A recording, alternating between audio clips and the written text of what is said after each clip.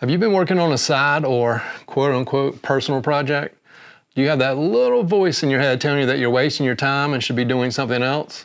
Maybe something more productive? As creatives, I think we've all been there. Well, I'll share how a personal project of mine actually paved the way for me to create an image for the cover of a New York Times bestseller. It's a pretty crazy story, actually, and it involves a lot of animals. Roll that intro.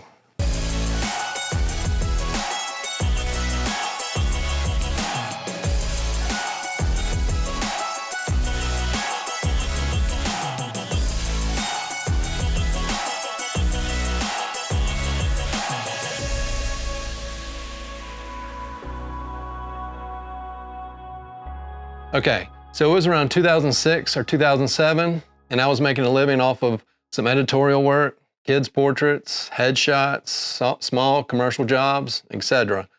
All the while, I was, for the most part, teaching myself Photoshop. I was really enamored with the thought of being able to composite images together to create something virtually out of nothing.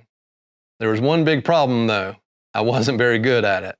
You mix that with the fact that I wasn't all that confident working with people, and I was a bit lost on how to teach myself Photoshop compositing. Somewhere along the way, the idea hit me that I could take pictures of animals and they wouldn't know if the resulting composite came out or not. Even better, I wouldn't have to deal with them on set while taking the photos, and of course, they wouldn't have expectations about the final image. So I started going to the zoo. Yeah, I was that weird guy with the nice camera and the long lens at the zoo. I know, but I did it anyway.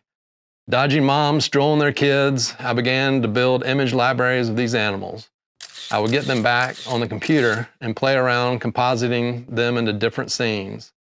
You have to remember, this is 13, 14 years ago, and we didn't have all the online resources and Photoshop tutorials back then. Not to mention, Photoshop was not the program it is today. I mean, it was obviously good, but it's come a long way since then.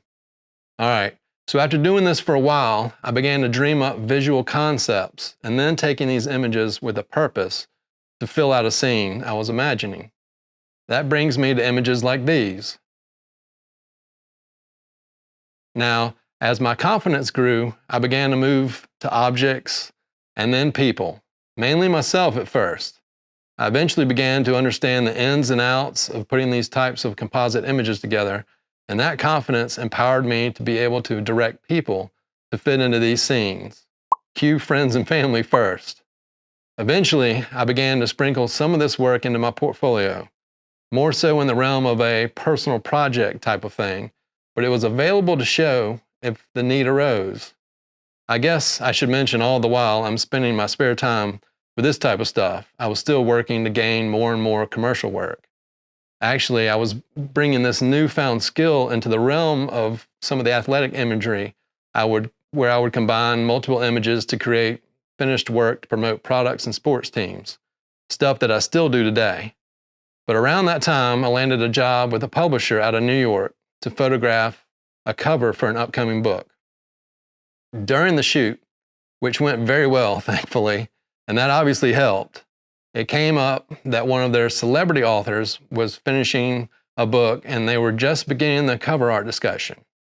While we were having some small talk on set, some of the concept details came up and I learned that the story took place in Africa and they were thinking of some crazy concepts involving animals from Africa.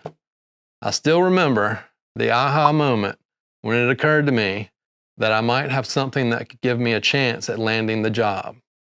So shortly after the shoot, my rep and I put together a group of my images, sent them over.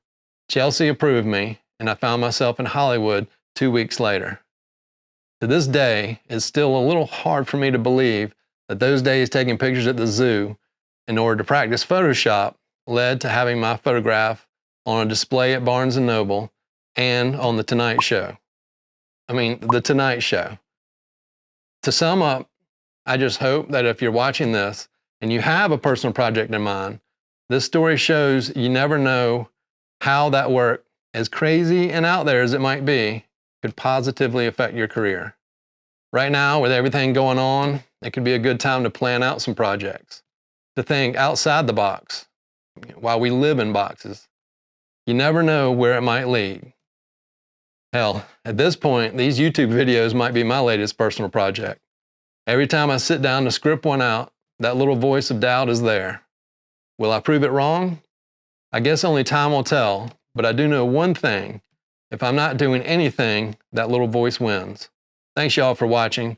To keep myself busy, I plan on trying to make more of these videos. So if you're enjoying them, please hit that thumbs up and maybe give subscribing a try. If you have any thoughts on this video or suggestions for future ones, feel free to drop them down below in the comments. As always, you can find me on Instagram and Twitter at QuantsPhoto. And I'll be here in the next one.